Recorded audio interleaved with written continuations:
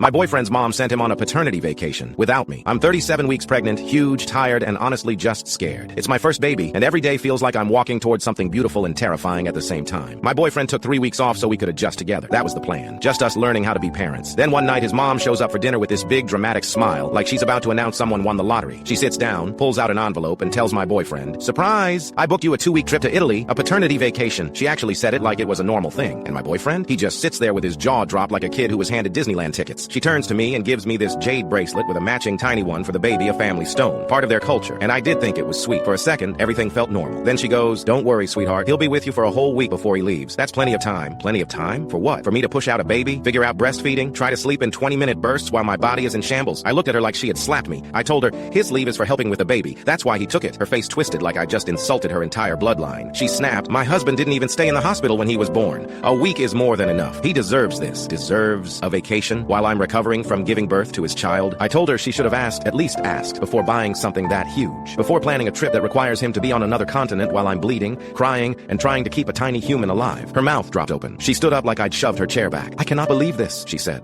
"I try to do something special and you make me feel like a monster." Then she actually started crying, loudly, dramatically, like I had kicked her puppy. My boyfriend rushed to her like she was the pregnant one. "Mom, don't cry. Come on." He kept looking back at me like I needed to apologize. She wiped her tears and pointed right at me. "She's ruining your experience," she said. "I just wanted to make this special for you." Special for him. Not for us. Not for the baby. For him. I told her again that I didn't want him to go. That I needed him here. That this wasn't some spa recovery. This was childbirth. This was our newborn. She shook her head and said, "You're ungrateful. Completely ungrateful." And stormed out like she was the victim in some tragedy. The door slammed so hard, the windows shook. The second she left, my boyfriend turned to me and said, "Babe, she already paid for it. Maybe I could just go for a week." A week. I stared at him like he had lost his damn mind. "I'm giving birth to your daughter," I said. "You want to leave me alone with a newborn so you can sip wine in Italy because your mom bought you a ticket?" He tried to soften his voice. It's a free trip." And she was excited. I don't want to disappoint her. I didn't even know what to say. I just felt the heat rising in my face. Not just anger hurt. Deep, ugly hurt. He kept going, digging himself deeper. "It's not like you'll be totally alone. Your mom can come help, right?" I laughed. I actually laughed. Because what else do you do when the father of your child suggests replacing himself with your mother like she's some rental husband? He said, "Come on, don't make this a big deal." I said, "Go ahead. Try saying that again after you watch me push out a human." He went quiet. Then I heard it that same line his mom said. That same tone. That same dismissive shrug. "You're overreacting." My hand started shaking. Not from fear. Not from hormones. But from pure, sharp disbelief. He walked to the hallway, grabbed the envelope with the plane tickets and said, "I'm just considering it. Just considering. You don't have to get dramatic." Dramatic. The man actually called a 9 months pregnant woman dramatic.